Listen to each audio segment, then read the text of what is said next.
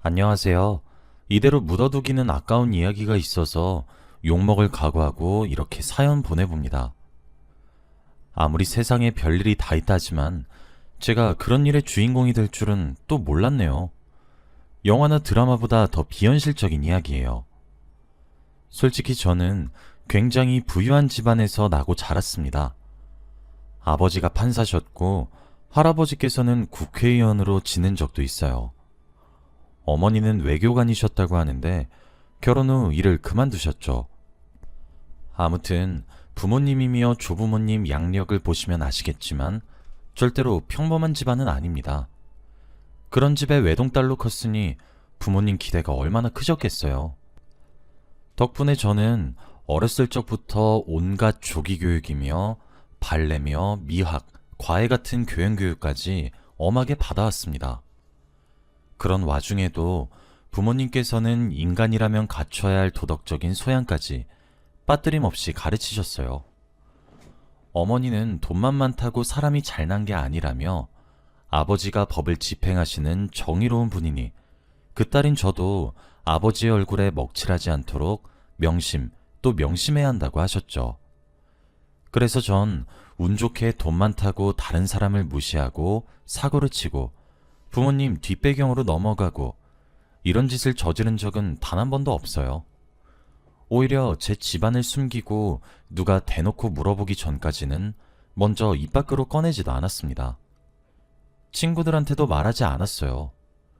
중학생 동창 친구 중 하나는 20살이 넘어서야 저희 부모님이 뭐 하시는 분인지 알고 깜짝 놀란 일도 있을 정도였어요. 이런 말을 대놓고 하기는 좀 부끄럽지만 저는 부모님의 열성적인 교육 덕분에 학교 공부도 잘 해냈고 얼굴도 어머니를 닮아 눈에 띄는 외모였기 때문에 학창시절엔 인기가 참 많았습니다. 그래도 집안이 엄해서 누굴 사귄다거나 하는 생각은 감히 할 수 없었어요. 명예와 남들에게 비춰지는 시선을 중요시하시고 늘 저더러 얌전하기를 요구하는 엄한 분위기이다 보니 사춘기는 온 줄도 모르고 지나간 줄 알았는데 그게 아니었습니다. 저는 남들보다 사춘기가 늦게 왔어요. 일명 중2병이라고 해야 하나요? 그게 고2 때 와버린 거죠. 대학 입시를 본격적으로 설계할 중요한 시기에 반항심이 가득 차 그때 난생 처음으로 연애도 해봤습니다. 학생 신분의 연애라니 안 좋게 보일 수도 있지만 제 첫사랑인 그 친구와는 정말 건전하게 다시는 돌아가지 못할 그 시간만의 추억을 쌓으며 서로를 소중히 생각했어요. 제 행동을 너무 통제하는 집에 불만이 넘치다가도 학교에 가서 그 친구를 만나면 금세 기분이 좋아지고 별거 아니지만 매점에서 사다 준 간식이면 기분 전환이 됐었죠. 또 시시하다고 생각할 수도 있지만 저희는 그 당시 학생답게 참 잘 사귀어왔어요. 제 부모님께 들키지 않을까 조마조마하며 학교 마치면 꼭 집까지 데려다주고 오랫동안 같이 있고 싶어 독서실에서 좀 더 공부하고 오겠다는 핑계로 근처 공원에서 산책을 하고 집에 들어가거나 하는 식으로요. 저는 강압적인 집안 분위기가 싫어서 남자친구에게 자주 답답하다고 말하면서 저희 집안 사정이며 부모님 직업이며 모든 걸 털어놨었습니다. 그런데 남자친구는 웬만해선 아예 자기 가족 얘기를 꺼내지 않았어요. 처음엔 그 친구도 나랑은 다른 이유지만 뭔가 어두운 가정사가 있나 생각했습니다. 부모님이 안 계신다거나 혹시 집에서 학대라도 당하나 싶은 그런 거요. 그런데 그런 건 아니더군요. 하루는 제가 도저히 못 참겠었어서 대놓고 물어보니까 남자친구가 우물쭈물하더니 입을 열었어요.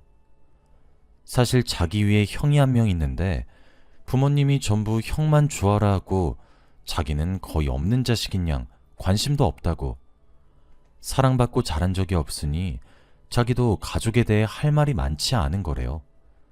집은 그냥 딱 잠만 자는 곳이라면서요. 자기가 아침이든 저녁이든 챙겨 먹는지 아예 관심도 없다고 말하더군요. 남자친구가 그 당시 등교할 때마다 매점에 들러 빵을 사 먹어서 지각하는 것도 아니면서 왜 아침을 안 먹고 오나 싶었는데 그런 사정이 있었더군요. 저는 남자친구가 안쓰러워져서 위로도 해주고 가끔 집에서 과일도 들고 와 빵 대신 과일이 더 건강할 거라고 챙겨주고 그랬습니다. 서로의 깊은 속사정까지 알게 되니 저희는 어린 나이였음에도 진심으로 서로를 아끼고 사랑했어요. 그래서 시간이 지나 둘 다 대학생이 되었을 무렵 그 친구가 제게 이별을 통보하고 저희가 헤어지게 된 건 제게 있어 굉장한 충격으로 다가올 수밖에 없었죠. 저희는 서로 다른 대학을 다니고 있었는데 그때 벌써 저희 부모님은 제가 시집 가는 거에 기대를 걸으셨어요. 제가 고등학생 때부터 사귄 남자친구가 있다는 걸 모르시는 부모님은 선을 봐라. 이 집안이 대대로 뼈대 깊은 명문가다. 경제계에서 한자리 하는 집안이라 하더라. 하며 제 의사와 상관없이 마음대로 선자리를 주선하셨어요. 제 마음대로 선자리에 빠졌다가는 부모님과 할아버지의 불호령이 떨어져 앞으로의 생활이 더욱 힘들어질 걸 알았기에 저는 그동안 선자리에 나갔습니다. 나가서 멍만 때리고 오고 그랬었어요. 당시 남자친구에게는 이 사실을 비밀로 했었습니다. 사실을 밝히면 배려심이 깊은 남자라 자기 여자친구가 다른 남자랑 선보는 걸 알면 분명 속에는 천불이 날 텐데도 집안에서 제 처지를 생각해 참고 허락할 게 분명했거든요. 저는 남자친구에게 그런 식으로 부담을 주고 싶지 않았어요. 그래서 차라리 남자친구를 속이고 제 선에서 적당히 처리해야겠다 하는 생각이었습니다. 그런데 남자친구가 길을 걷다 우연히 제가 선을 보고 있는 모습을 목격하고 오해를 해서 저희는 크게 싸우게 되었습니다. 제가 사실을 이야기하니 남자친구는 자기를 속였다는 게 더 실망스럽다며 다시는 저를 믿지 못할 것 같다며 이별을 고하더군요. 그렇게 저희는 헤어지게 되었습니다. 시간이 지나 제가 잡으려고 전화도 해보고 남자친구의 자취방에도 찾아가 보았지만 전화번호도 바뀌고 그 짧은 사이에 방도 이미 뺐더군요. 제 첫사랑은 그렇게 아예 세상에서 사라진 것처럼 흔적도 없이 제 인생에서 사라졌습니다. 제 주변에 전 남자친구만큼 제가 의지하는 사람이 없었기 때문에 헤어지고 나서 저는 제정신이 아니었습니다. 밥도 못 먹고 잠을 못 자 머리가 아파서 진통제나 수면제를 먹고 나서야 겨우 잠들 수 있었어요. 그렇게 지낸 지 며칠 갑자기 배가 미친 듯이 아픈 겁니다. 보통 일이 아니다 싶어 병원에 가서 검사를 했는데 놀랄만한 결과가 나왔더군요. 제가 임신을 했었대요. 그런데 그동안 밥도 안 먹고 약도 무분별하게 복용한 탓에 유산되고 말았다고요. 그러면서 당장 수술해야 한다고 하더군요. 수술 후 저는 병원 침대에 누워 한없이 울었습니다. 당시에 저는 대학에 다니면서 자취를 하고 있었기 때문에 유산 사실은 저만 알고 있었어요. 아이의 아빠인 그 친구와도 이미 헤어졌고 연락도 닿지 않으니 부모님께 알려봤자 좋을 일이 없겠다 싶어 그냥 함구하기로 했습니다. 그때는 이별과 유산이란 비극이 연속적으로 닥쳐서 정말 힘든 시기를 보냈었습니다. 한동안 살아도 산 게 아닌 것처럼 지내다가 이렇게 살아봤자 아까운 청춘 낭비에 저만 손해다 싶어 그때부터 서서히 정신을 차리기 시작했습니다. 그런 와중에도 부모님께서는 꾸준히 선자리를 주선하셔서 저도 마음을 달리 먹고 나름대로 열심히 선을 보았어요. 아마도 저를 그렇게 쉽게 떠나버린 그 친구에 대한 복수심도 있었던 것 같아요. 그 친구보다는 꼭 내가 더 잘 살아 보이겠다 하는 그런 마음이요.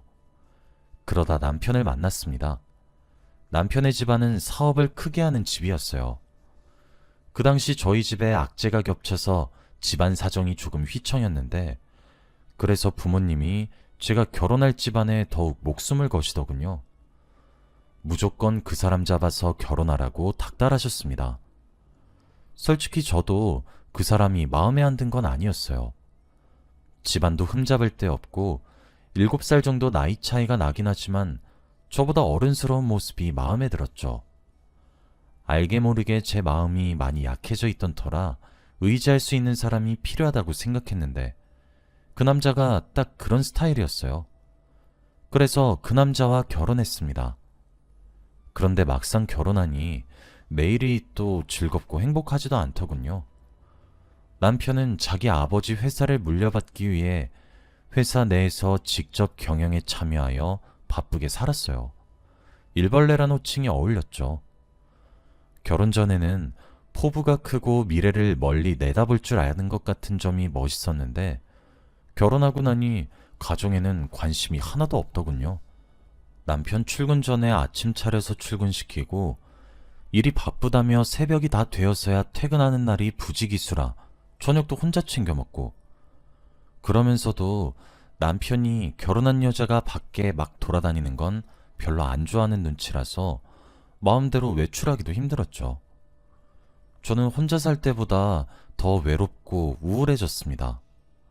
도저히 참지 못하고 남편에게 대체 언제 오냐고 너무 외롭다고 말하니 남편은 대수롭지 않게 여기면서 당신이 애도 아니고 왜 바깥일 하는 사람한테 찡찡대는 거야. 집에서 편하게 놀고 먹기만 하면서 밖에서 돈 벌어오는 사람한테 투정하는 거야? 이런 식으로 저를 이해할 수 없다는 듯 말하더군요. 어이가 없었어요. 전 집에서 놀고 먹기만 한 적 없습니다.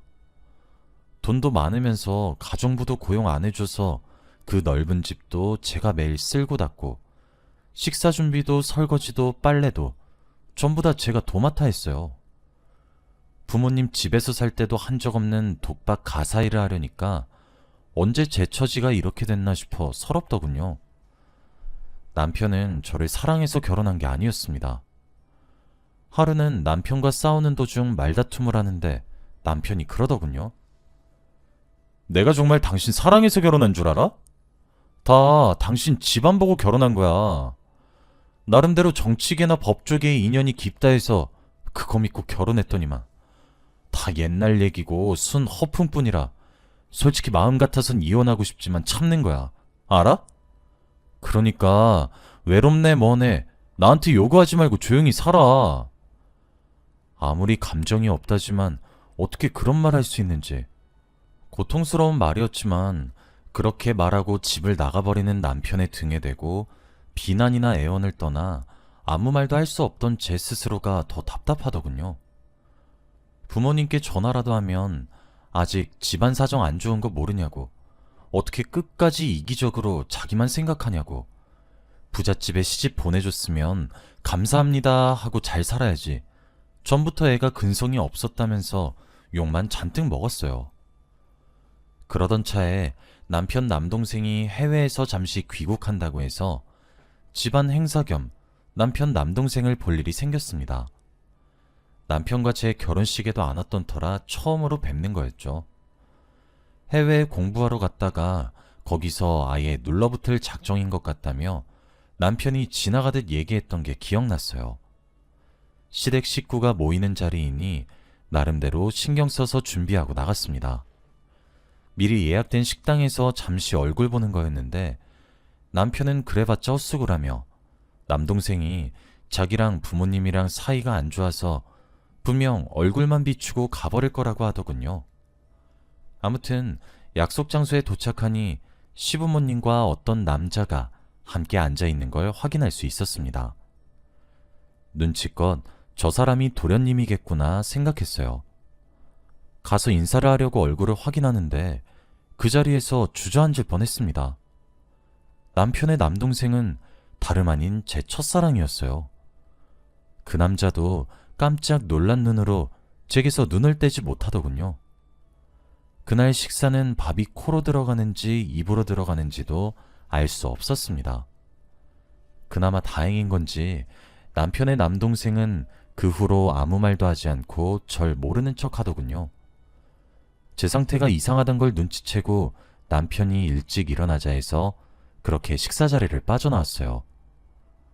남편이 안 그래도 저놈이 웬일로 앉아서 겸상을 하길래 자기 속이 다 부대꼈는데 제 덕에 빠져나올 수 있었다며 카드를 쥐어주곤 오랜만에 옆에 있는 백화점에서 쇼핑이라도 하라고 말한 뒤 자기는 볼 일이 있다며 먼저 가보겠다 하길래 저만 덩그러니 남았죠. 백화점에 갈 기분도 아니고 집에 혼자 돌아가봤자 머리만 더 복잡할 것 같아서 근처 카페에 가서 커피나 한잔하고 있었어요. 그런데 창가에 비친 제 모습을 본 건지 그 친구, 남편의 동생이 카페로 들어와 제게 말을 걸더군요. 오랜만이네. 잘 지냈어? 이런 식으로 다시 만나게 될 줄은 몰랐는데 좀 당황스럽다. 형이 결혼한다더니 그 상대가 너인 줄 누가 알았겠어. 그러게. 걱정하지 마. 부모님이나 형한테 우리가 전에 사귀었다는 얘기 할 마음 없어. 그래, 고마워. 처음엔 어색한 대화가 어느새 안부를 주고받으며 자연스럽게 풀리더군요. 서로의 첫사랑이기도 했지만 한때 가장 친한 친구이기도 한 사이나 다름없어서 그랬던 것 같습니다. 물론 그래도 여전히 제 마음이 불편한 건 어쩔 수 없더군요.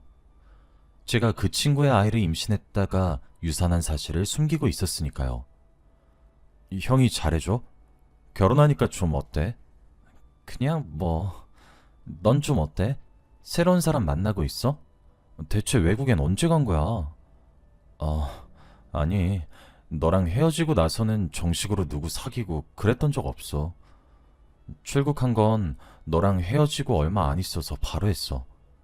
솔직히 제정신으로 한국에서 제대로 살 자신이 없어서 그냥 말도 안 통하는 해외로 도망가서 사는 게 마음 편하겠다 싶었거든. 덕분에 거기서 할 일 하면서 잘 살고 있어.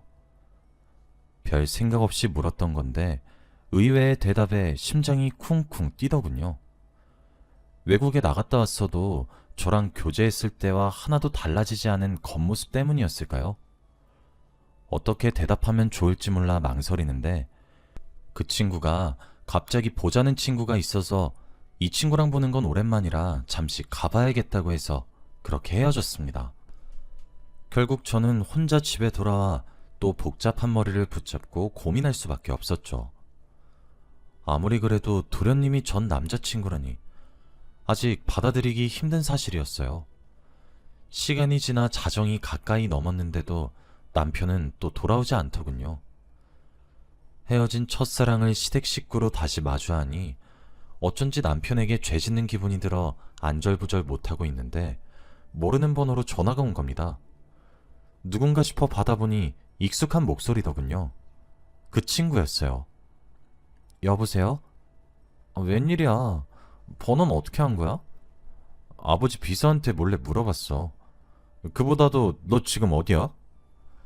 집이라고 대답했더니 급하게 할 말이 있다고 이유는 가서 설명할 테니 집 주소를 알려달라고 하더군요. 문자로 집 주소를 찍어 보내주고 기다리니 얼마 안 있어 그 친구가 도착했습니다. 그 친구는 어두운 표정으로 제게 말했어요. 너 형을 진심으로 사랑하는 거야? 진지한 얼굴로 그렇게 묻는데 차마 대답할 수가 없더군요. 저도 그 사람도 서로 사랑하지 않고 집안만 보고 한 결혼이었으니까요. 제가 시선을 피하며 아니라고 솔직하게 대답하자 그 친구는 안도의 한숨을 한번 내쉬더니 다시 말을 이었어요. 그럼 지금부터 내가 보여주는 거 보고 너무 슬퍼하지 마. 그러면서 자기 핸드폰에 영상을 하나 틀어주는데 웬 남녀가 같이 호텔로 걸어 들어가는 영상이었습니다. 누가 봐도 다정한 연인 사이 같아 보였죠. 그런데 자세히 보니 영상 속의 남자는 다름 아닌 제 남편이었어요. 또 남편의 옆에 다정하게 붙어있는 아가씨는 바로 남편의 비서였죠. 가끔 남편이 출장을 떠날 때 비서가 늘 저희 집으로 직접 남편을 모시러 왔었기 때문에 그때마다 봐서 모를 수가 없는 얼굴이었습니다. 이걸 어떻게 찍은 거냐 물으니 친구 만나고 나서 자기가 한국에서 지내는 동안 묵을 호텔로 가다가 신호 기다리고 있는데 익숙한 사람이 보여서 자세히 보니 자기 형이었다고 하더군요. 아무리 봐도 불륜 현장이 틀림없어서 일단 찍어두고 형수가 저인지라 이걸 말해줘야 하나 말아야 하나 한참 고민하다가 아까 형을 사랑하지 않는다는 제 대답을 듣고 알려주는 거라고요. 영상을 보다 보니 그동안 억눌러온 분노가 치밀더군요. 결혼 후에 단 한 번도 제가 원하는 대로 살아본 적도 없어요. 그런 반면 남편은 남편으로서 아무 의무를 다 하지도 집안에 충실하지도 않았으면서 뒤로는 자기 비서랑 이딴 식으로 바람을 피우고 있었다니, 그것도 모르고 전 외롭다고 호소하고 상처받고 그랬던 제 지난날이 떠올라 눈물이 계속 흐르더군요. 그걸 가만히 지켜보던 그 친구가 휴지를 건네며 저를 위로해 주었어요. 혹시라도 형과 이혼할 거면 자기한테 말해달래요. 자기 아는 친구가 유명한 이혼 전문 변호사고 승수율도 엄청 높으니까 부탁해 놓겠다고 하면서요. 전 망설임 없이 남편과 이혼하겠다고 했어요. 더 이상은 이렇게 참고만 살 순 없겠다는 생각이 들어서였어요. 그 친구는 빠르게 변호사에게 연락을 취했고, 저는 그 친구가 보내준 영상을 증거물로 남편에게 이혼 소송을 걸었습니다. 그 사실을 한 남편이 노발대발하며 미친 거 아니냐고, 감히 어디서 이혼을 입에 담냐면서 저를 협박하더군요. 하지만 아랑곳하지 않고 전 이혼 소송을 감행했어요. 동영상에다가 회사에서 남편에게 부당한 대우를 받았던 어떤 사람이 비밀스럽게 제게 연락을 취해서 회사 내에서 두 사람이 불륜을 저지르는 사진까지 보내주더군요. 그것까지 증거로 써서 승소할 수 있었습니다.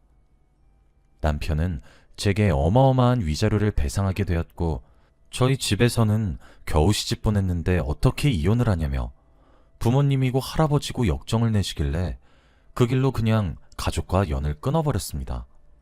끝까지 제 편이 되어주고 응원해주는 게 가족이지, 이용해 먹는 사람들은 피가 섞였어도 가족이라고 할 수 없잖아요.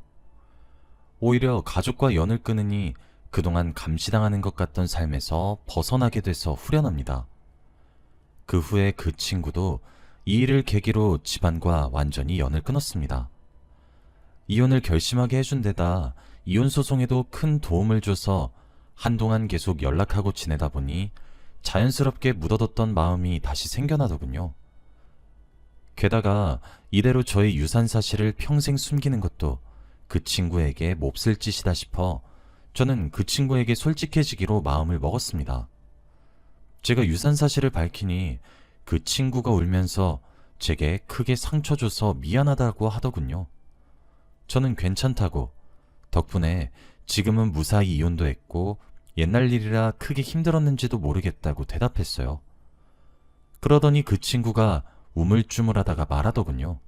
제게 반지를 건네면서요. 그러면 이제라도 다시 자기를 만나 서로의 상처를 치유해주고 같이 살지 않겠네요.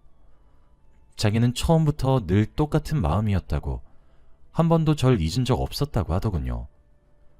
세상의 시선 때문에 선뜻 수락하기는 어려웠지만 결국 저도 같은 마음이었던지라 그 친구와 결혼을 약속했습니다. 며칠 후면 그 친구와 함께 출국해서 해외에서 결혼식을 올릴 예정이에요. 누군가는 저희를 보고 아무리 그래도 어떻게 형수랑 다시 결혼을 할 수 있냐며 혀를 찰 수도 있을 것 같아요. 하지만 저는 이제야 온전한 제 몫의 행복을 찾은 기분이 듭니다. 너무 오래 돌고 돌아 진짜 제 짝을 만나게 되었어요. 힘든 시간이 길었던 만큼 한번 잘 살아보려 합니다.